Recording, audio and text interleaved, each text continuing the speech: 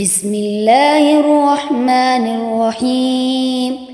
تبارك الذي بيده الملك وهو على كل شيء قدير، الذي خلق الموت والحياة ليبلوكم أيكم أحسن عملا وهو العزيز الغفور، الذي خلق 7 سماوات طباقا ما ترى في خلق الرحمن من تفاوت، فارجع البصر هل ترى من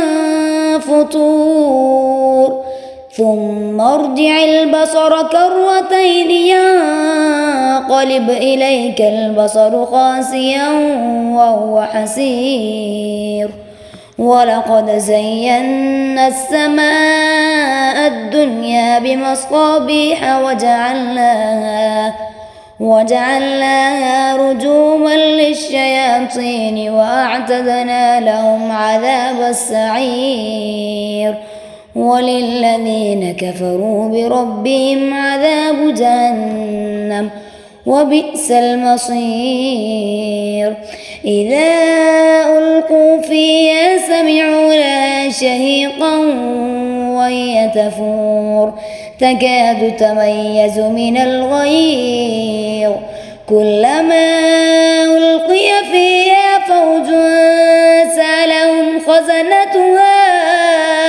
ألم يأتكم نذير، قالوا بلى قد جاءنا نذير فكذبنا وقلنا ما نزل الله من شيء إن أنتم إلا في ضلال كبير، وقالوا لو كنا نسمع أو نعقل ما كنا في أصحاب السعير، فاعترفوا بذنبهم فسحقا لأصحاب السعير. إن الذين يخشون ربهم بالغيب لهم مغفرة وأجر كبير، وأسروا قولكم أو اجهروا به إنه عليم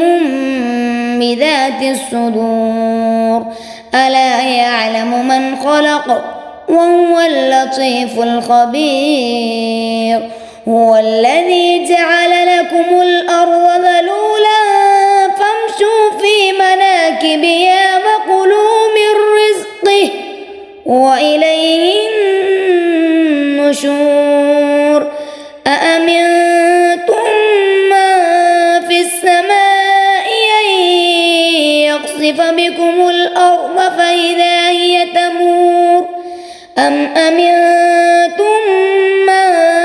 في السماء أن يرسل عليكم حاصبا فستعلمون كيف نذير. ولقد كذب الذين من قبلهم فكيف كان نكير، أولم يروا إلى الطير فوقهم صافات ويقبض، ولقد كذب الذين من قبلهم فكيف كان نكير، أولم يروا إلى الطير فوقهم صافات ويقبض ما يمسكن إلا الرحمن إنه بكل شيء بصير.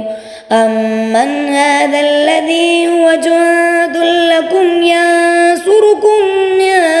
دون الرحمن إن الكافرون إلا في غرور. أمن هذا الذي يرزقكم من أمسك رزقه بل لجوا في عتو ونفور، أفمن يمشي مكبا على وجهه أهدى أمن يمشي سويا على صراط مستقيم. قل هو الذي أنشأكم وجعل لكم السمع والأبصار والأفئدة قل هو الذي أنشأكم وجعل لكم السمع والأبصار والأفئدة قليلا ما تشكرون قل هو الذي ذرأكم في الأرض وإليه تحشرون ويقولون متى هذا الوعد إن كنتم صادقين قل إنما العلم عند الله وإنما أنا نذير مبين فلما رأوا زلفة سيئت وجوه الذين كفروا وقيل هذا الذي كنتم به تدعون قل أرأيتم إن أهلكني الله ومن معي أو رحمنا فمن يجير الكافرين من عذاب أليم قل هو الرحمن آمنا به وعليه توكلنا فستعلمون من هو في ضلال مبين قل أرأيتم إن أصبح ماؤكم غورا فمن يأتيكم بماء معين